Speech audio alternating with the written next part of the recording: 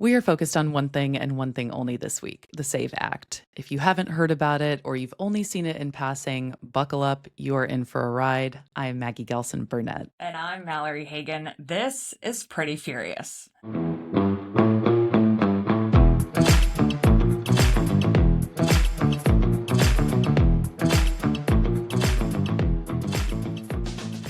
Should we start again with "Okay, Maggie"? Maybe that'll be on merch at some point. "Okay, We're here. Maggie." Perfect. You'll get a "yes, hi." Yes, hi. And I'll get a "Okay, Maggie." Amazing. I love it.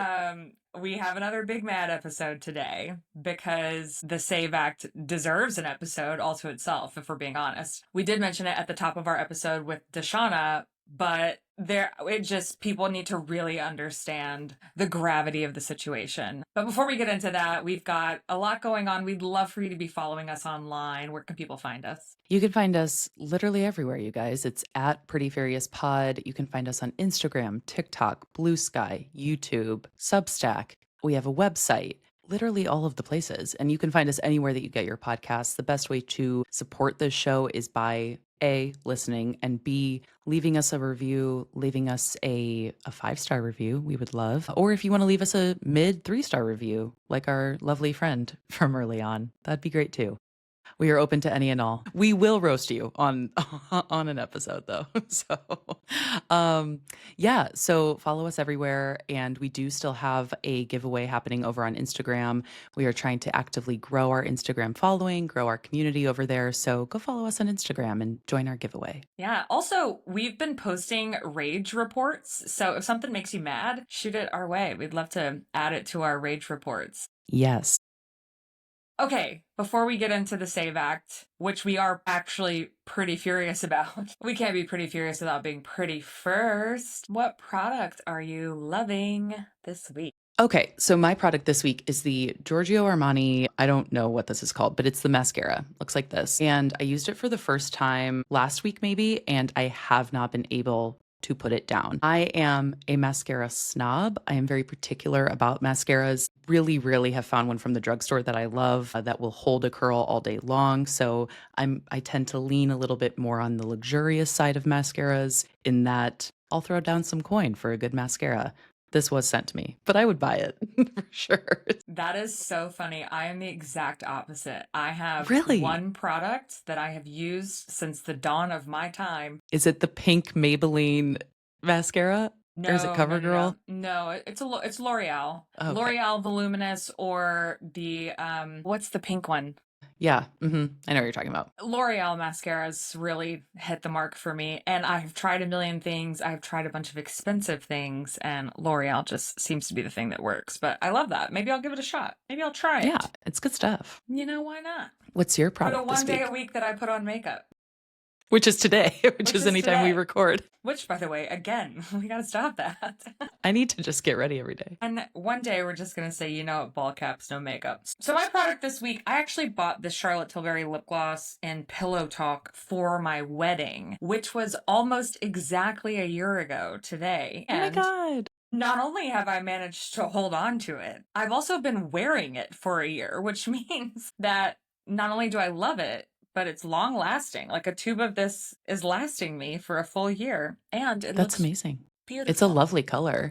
Thank you. I didn't know that they made glosses that worked in conjunction with all I'm familiar with is the Pillow Talk lip liner. So I didn't know that they made a gloss too. Well, that's good news. Very I actually cute. didn't know that there was a Pillow Talk lip liner, so maybe I'll go Oh buy yeah, that. everybody's obsessed with it. Yeah, I need to try it. I've never used it before, but I've heard amazing things about it. So the gloss is where it's at. All right, Mallory. So this week we are going to maybe omit the headlines that we both have because we both just have one major topic that is making us pretty furious. Do you want to get into it? The SAVE Act, like I mentioned, we talked about this for just a moment on our last episode, and the more I thought about it after the House voted on it, the more I was like, I really think that American women need to understand what's at stake here. So the SAVE Act is short for the Safeguard American Voter Eligibility Act. And on the surface, you might think that this bill is about protecting elections, maybe stopping voter fraud or making sure people who shouldn't vote can't sneak in and vote. And if that was truly what it was about,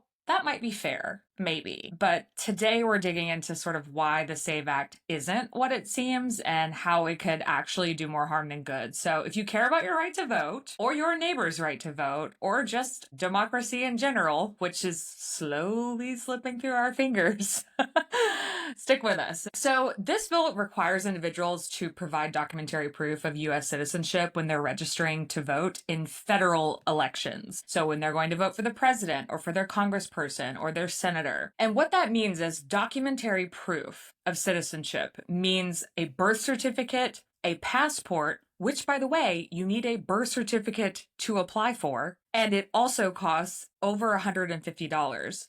Or you need naturalization papers. So you can't just have a sworn statement. You cannot use your driver's license or your social security number. Specifically, this bill prohibits states from accepting and processing an application to register to vote in a federal election unless the applicant presents that proof of citizenship. So it specifies what documents are considered acceptable proof of U.S. citizenship, and it also says that this complies with the Real ID Act of 2005 that indicates U.S. citizenship. So it's basically saying that you need to go through the same process to vote as you do to obtain a real ID, which, just sidebar, if you don't have your real ID yet and you're a frequent flyer, you need to get that by May 7th, for those of you who haven't done that yet. I need to do that. So that's sort of the baseline. So, quick question, Mallory, for you on this. This bill currently prohibits people who even may already be registered to vote, just to clarify, right? That's where things get muddy. Got it. There's calls for voter registration rolls, which is like a literal roll call in your state of who's registered to vote. There's calls for those to be purged, but I'm not sure. So essentially starting over. Well, not entirely. And I just want to make it clear that anytime a person moves, they have to re-register to vote. So even if I'm registered, for instance, right now I'm sitting in a house that my husband and I rent, but next week we're moving to a new house. So if this were to pass the Senate, and whenever the implementation date is, moving to that new house would now mean that I have to go re-register to vote. And typically in Alabama, because I have an Alabama driver's license, I can register online in Alabama.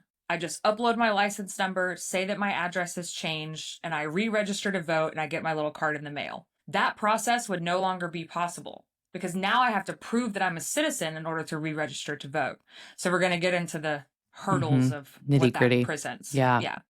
So further, the bill would first prohibit states from registering an individual to vote in a federal election unless at the time the individual applies to register to vote, they provide that documentary proof of U.S. citizenship. So the passport, birth certificate, etc. And secondly, it requires states to establish an alternative process under which an applicant may submit other evidence to demonstrate U.S. citizenship. So each state must take affirmative steps on an ongoing basis to ensure that only U.S. citizens are registered to vote, which should include establishing a program to identify individuals who are not U.S. citizens using information supplied by certain sources. Do we know what certain sources means?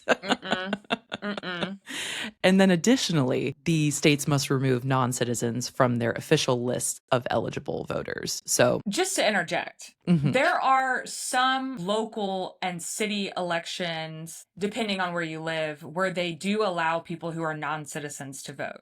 So they allow tax-paying people who live in those areas to vote. And that's city by city, county by county, whatever it is. Like they create and make those own rules. So what I think is happening is they're essentially saying we must remove anyone who's a non-citizen, no matter what they have voted for in the past. I have so many thoughts and feelings about all of this, but let's talk a little bit more about the bill itself. So the bill allows for a private right of action against an election official who registers an applicant to vote in a federal election who fails to present that documentary proof of U.S. citizenship. So this also is putting the people who work at the polls up for grabs, essentially. Like this is making sure that they are also held liable for not following these rules. So this is just, yeah, an egregious step on all of our rights. And this really makes me think, oh shit, where are we headed with all of this? It's one of those instances that I'm having right now. Yeah. Yes, and that's exactly where you should be. And I also want to point out, it's not just election workers who are volunteers. We're talking about the people who work at the local DMV, at your county clerk's office, the places that you typically have to show up physically to register to vote. I know that you know people who aren't paying attention, don't realize that there's an election happening at all, and then they've missed the deadline to even register to vote in the first place. 100%. Anyway, anybody who's listening, I could see how, if you don't understand the nitty gritty of all of the ways that this could make voting more difficult, it might sound reasonable to people. Like, what's the big deal? We just have to prove that we're citizens. Only citizens should be voting. And that is true. But only citizens are allowed to vote in federal elections already. That is the law already. So this bill is a solution looking for a problem, like many pieces of legislation introduced by Republicans. But it really, I mean, it honestly could have major consequences. So they're saying that this is a way to combat voter fraud. But the question is voter fraud actually a problem? And the answer is no. So as I mentioned, first of all, non-citizen voting is already illegal. It is already something that is a crime, and it's a federal crime, and it can lead to jail time and it can lead to deportation. So I don't know about you, but any person that I know that's immigrated to the United States is not about to risk being deported to vote in our janky ass elections. Hell no. Hell no. So it's incredibly rare that something like that happens in the first place. Like, it's almost literally non-existent. And politicians at all levels of government have repeatedly and falsely claimed the 2016 election, 2018, and 2020 elections were like marred by large numbers of people voting illegally. But extensive research, which, Maggie, we've talked about, science, research, Data. data, facts. All good things. Not feelings, not opinions, facts. Extensive research reveals that fraud is very rare. Voter impersonation is virtually non-existent, and many instances of alleged fraud are, in fact, often just mistakes by voters or administrators. So the same is true for mail-in ballots, which are secure, and they're really essential to holding safe elections, and they were specifically during the COVID pandemic. But study after study from groups like the Brennan Center for Justice and even state-level audits show that non-citizens voting barely happens. So it's like worrying about shark attacks in your bathtub. It's just not a thing. So the Brennan Center's seminal report, The Truth About Voter Fraud, that's the title of the report if you want to go look at it, conclusively demonstrated that most allegations of fraud turn out to be baseless, and that most of the few remaining allegations reveal irregularities and other forms of election misconduct. So numerous studies, including one commissioned by the Trump administration, have reached the same conclusion. Perfect.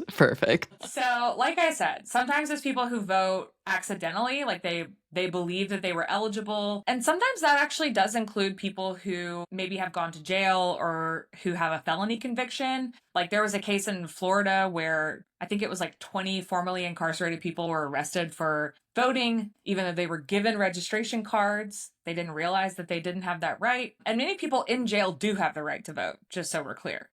So conservative leaning groups often lump all these people together where they act like people are intending to commit fraud or there's something nefarious going on. But the truth of the matter is this is not a problem. However, when it is a problem, Maggie, I sent you a link. I would love for you to open it and just read to me maybe the headline and the first paragraph or so. So this is, let's be clear, this is my first time seeing this headline, and I have not read it in any capacity prior to this. Okay, so this is from NBC News. It says, Georgia Republican Party officially voted illegally 9 times, a judge ruled. Brian Pritchard, the vice chairman of the Georgia Republican Party, was fined $5,000. $5,000, that's it, for voting illegally and registering to vote while serving a sentence for a felony, a judge ruled. So I just Pulling it back. Republicans for almost a decade now have been sowing this distrust of our elections process. By the way, if you Google voter fraud, it is always, almost always, a Republican in a red state, Hmm. typically a middle-aged to older white man, who has Shocker. voted multiple times. So the question is, if it's not actually a problem, voter fraud is really not an issue, study after study, including the Trump study, say that, then what do you think this bill is really about? Well, if you ask me, I mean, it's about keeping women from voting. So let's talk a little bit about what this bill would do and who it would impact. So the SAVE Act would require people to show, like we said, official documents proving their citizenship just to register to vote. Now, so let's think about that for a second. How many people do you know, Mallory, who walk around with their birth certificate or their social security card or a passport even in their possession? I personally have a copy of my birth certificate. Exactly. I could not tell you where my actual birth certificate is. Exactly. And many Americans, especially older people, lower income folks, students, communities of color, they don't have easy access to these documents. Maybe they were born at home and they were never even issued a certificate.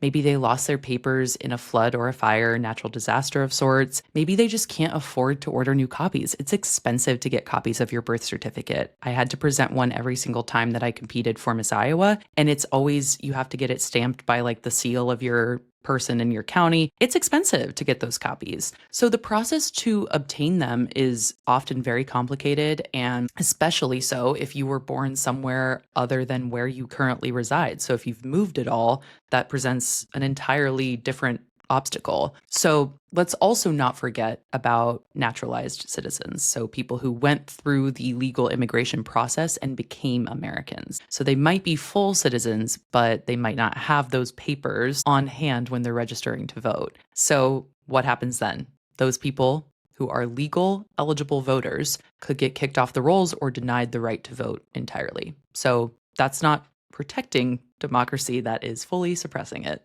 So, and Yeah. we talked a little, Mallory, too, about the implications that this would have on people, especially married women, and the hoops that you would have to jump through just to obtain, to your point, a copy of your birth certificate. Like, you'd have to call your county courthouse probably and get a copy of that sent to you. So it's just, it's insane to me how much this oversteps everything that we know about saving democracy. Yeah. Well, and so last week I was watching a town hall with, I had two Democrats and two Republicans. I think it was on CNN, I can't remember. And the Republicans kept clapping back to this bill being discussed, being the SAVE Act being discussed on the town hall.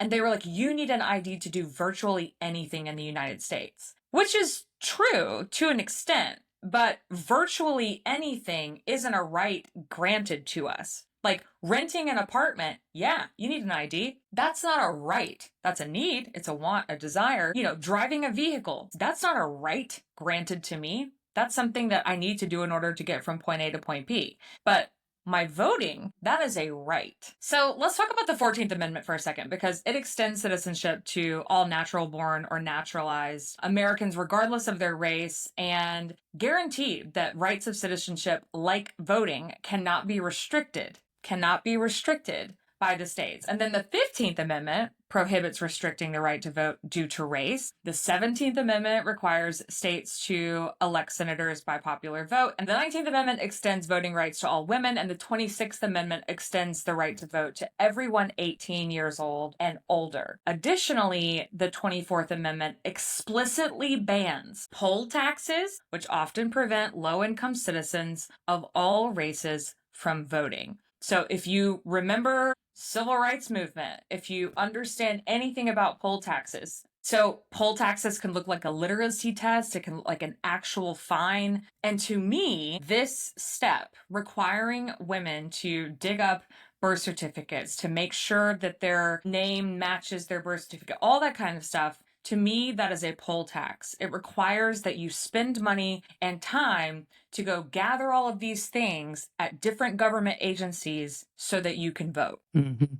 Exactly. Yeah. And I mean, this isn't the first time that we've seen laws that sound really neutral on the surface, but have the effect of keeping people from voting. So, to your point, throughout American history, we've had literacy tests, poll taxes, grandfather clauses, all kinds of tricks used to stop Black people, immigrants, and poor people from voting. And at every single time, those laws were justified by claims of, quote, protecting elections or, quote, keeping things fair. So, sound familiar? In 2013, the Supreme Court gutted a key part of the Voting Rights Act. And since then, we've seen a wave of new laws that have made it harder to vote, especially for people who have been historically marginalized. So the SAVE Act fits right into that pattern. It looks very clean on the outside and very, very innocuous. And it has a really truly dangerous impact underneath. Yeah. So if this bill passes, number one, millions of voters could be at risk for being purged from the voter rolls or prevented from registering, which we've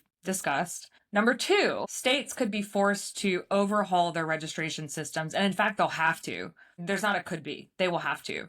And that will cost us millions of dollars, millions of taxpayer dollars. Think about that. I mean, we're already gutting government systems and people who work for the government. We're closing things like the Social Security offices. We are eliminating the workforce that would be tasked with doing this in the first place. And now you're talking about overhauling the system all the way around. Who's going to do that? And who's going to pay for it? Mm-hmm. And all of this when there's no fraud to fix. And then the third thing is it honestly, it opens up more restrictions in the name of election integrity, which too often just means fewer people are voting. And for those who actually believe in democracy, democracy only works when everyone has a voice. And every roadblock that we put between people and the ballot box just weakens that system, not strengthens it. And you know that is exactly what they desire. Mm-hmm. So right. So here's kind of where we land with this. The SAVE Act is not about saving democracy. We have made that abundantly clear. It's about narrowing it.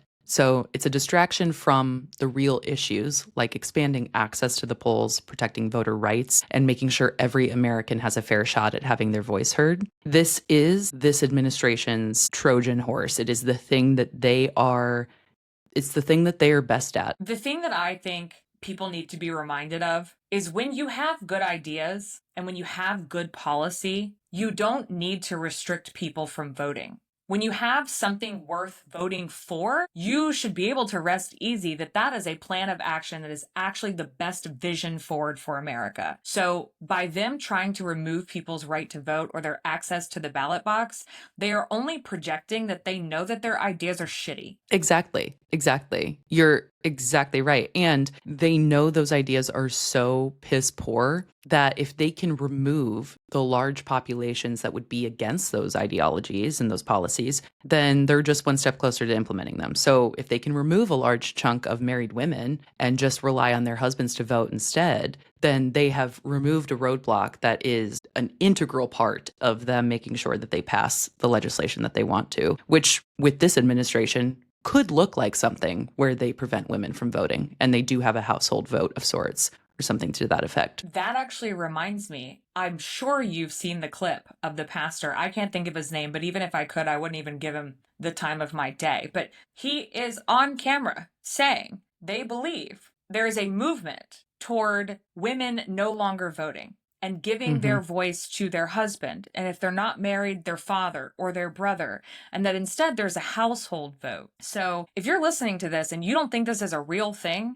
I just want to be very clear that this is the first step to that, right? Make it difficult for you to register, make it difficult for the process. You lose interest or you decide it's not worth it, whatever it might be. And your husband, who doesn't have to go through that same process, which in and of itself means this is not fair, your husband then becomes the voice for your family. And I know some women who are married to men who they don't agree with. How? I do not know. But Literally. So just be sure if you were the person who canceled out your husband's vote this last time, we still need you to do that. Yeah. I think a big piece of this too that I just want to state on the record is I know plenty of women who I think consider, well, what's the big deal? What's the point? Why should we be so concerned about our right to vote? Or maybe there are people who didn't vote in this last election or the previous election. I know plenty of women I'm not friends with them, let's be clear, but I know plenty of women who didn't vote. To that, I just want to say almost all of those women have children, have daughters. And I just want you to consider for literally 5 minutes what that looks like for your children, for the next generation of women who can't vote, have to rely on a male partner to vote for them, who maybe if your daughter ends up being gay, she just can't vote at all. She gets sent to a special camp somewhere because she's on medication for antidepressants, whatever it is. I want you to consider how all of these policies do impact the next generation, because I think a lot of women are not in tune enough with themselves, maybe, to understand how it impacts them, or maybe they don't care enough about themselves to understand how it impacts them. Plenty of people like that too. Maybe consider then the people you care about the most, your kids, and what that's going to look like for the next generation. So you bring up something that reminds me, when I was campaigning both in 2018 and 2022, in my 2018 campaign, when I ran for Congress, I had 13 college campuses in the district that I was running for. And so often I would knock on a door and a young person would answer, young women would answer, and they would say, I don't really do politics, or like, I don't really know what's going on. And like, to a degree, I totally get it. There's a certain level of privilege that allows a certain demographic of young people, and specifically women, to sort of be oblivious to what's going on in the world or to caring. I would stand in someone's doorway and I would say, do you see this door frame? The door frame that you're standing in is political. It is the certain width that it is because someone advocated for that width for things like wheelchairs, for your furniture to fit through. There is a standard in the house that you're standing in because it's political. The pen you're using, the way it's manufactured, political. Everything you do and touch, see, the air you breathe, the water you drink, everything is political. And that old classic saying, you might not do politics, but politics is gonna do you, baby. I was just gonna say that tweet that's like, yeah, politics gonna do you, honey. That's my last ditch effort to make sure that people really understand this is serious. And if you didn't vote in the last election, I'm pretty angry with you, but I hope you'll take a moment to recognize what a mistake that was, and you will heed our call to action. Yes. And let's be clear, we are speaking to white women here. So their women of color have done their work and done their job. They have 90% of them voted properly. Yes. So anyway, what can you do? What are the things that we have control over? Call your senators. Tell them to vote no on the SAVE Act. You can find their contact info at senate.gov. You can download the 5 Calls app. You can list where you live, and it will give you your senators and give you their phone numbers. So apparently there are several senators, including Democratic senators, who are sitting on the fence about this bill. There were actually 4 members of Congress who are Democrats that also voted for this. So just because you're in a Democratic district does not mean you are safe from your Democratic senator doing this. Please call. Yes. And look up if your senator was one of those 4, and be relentless. Like, that is the name of the game when we are calling these people. Flood them with calls, flood them with emails, make it so that their offices have to do more work. Make your discontent with them known. That is the best way that they will do what you want them to do and do the right thing, is if they know that their constituents are pissed off. Don't listen to this and think someone else will call. Another person from my district will call. You need to be the one to do that too. Everybody has a role here. The next thing that you can do is talk about it. Share this episode, post on social media, have conversations with your friends and family who might not know what's in this bill. It's extremely important. It could change the course of elections for years, if not decades to come. It is so important that we are educating those around us. I remember our first episode of Pretty Furious, we talked with the lovely Erin Dittmer about how you might be the only person in somebody's circle who is talking about this thing on social media. So keep posting about it. Do not let up on this. If you are the one person who is speaking about it and one person who might not have access to this information or doesn't know about this hears you talking about it, that's big. that changes somebody's perspective, hopefully. So continue to do those sorts of things that might seem small. Next, you can support voting rights organizations, groups like the Brennan Center, the ACLU, or your local League of Women Voters. They are fighting for this every single day. Democracy ultimately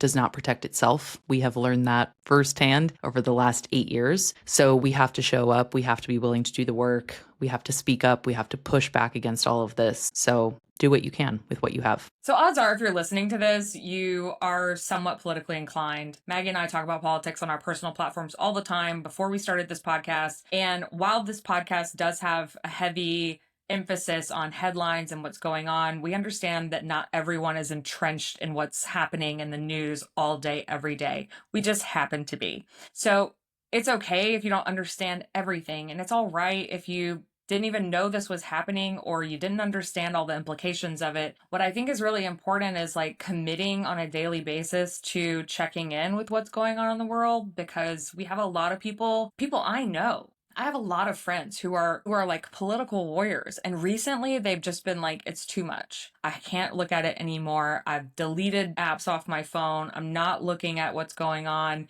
And while I truly understand that, because it's a lot, that is what they want us to do. That is exactly what they want us to do. And as you mentioned, as white women, we are the problem and we can be the solution, but we have to dig in and make sure that we're paying attention to what's going on. So truly, please heed our advice on these action items. Call your senator, share this with somebody you know. And if this helped you understand the SAVE Act just a little bit better, we'd love if you would subscribe, leave us a review like we mentioned, and share it with somebody that you care about, because this might be our last our last hurrah of our voting rights. We need to keep them. This could be our last episode. Well, with the way political retribution is going on, it actually might be. So see you never.